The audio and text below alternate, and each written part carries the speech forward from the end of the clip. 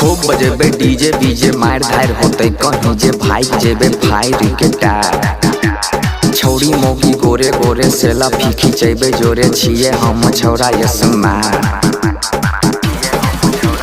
खूब बजेबे डीजे बीजे मार धार होते कहीं जे भाई जेबे फायर के टार छौड़ी मोगी गोरे गोरे सेल्फी साइड के खिंचबे जोरे छिए हम छौरा यसमा।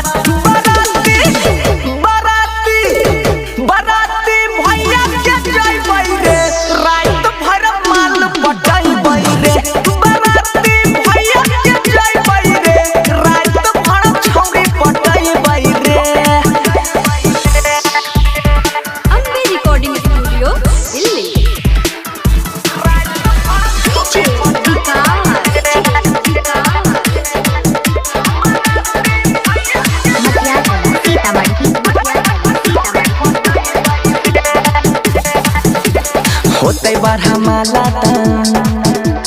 फोड़बै पराका रे खुशी के माहौल छै धूम धड़ाका रे।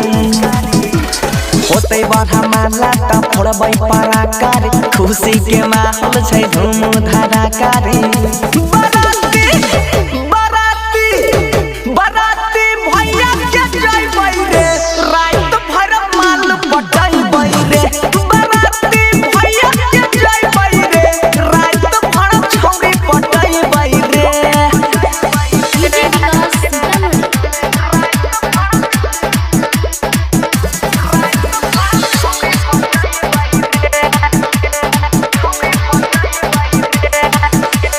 सोनुआ मनीष संग पीके रहबै टाइट रे साली के ढोरी पर बारबै लेजर लाइट रे।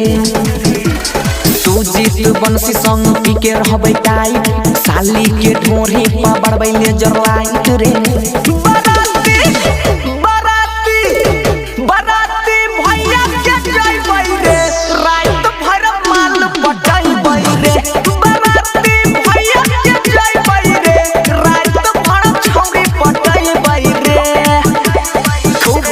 डीजे बीजे मार धार होते कहीं जे भाग जेबे फायर के टार छौड़ी मोगी गोरे गोरे सेल्फी साइड के खिंचबे जोड़े छिए हम छौरा यसमा।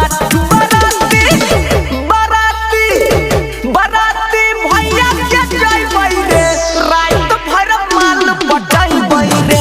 बराती भैया के जइबै रे रात भर छौड़ी पटैबै रे।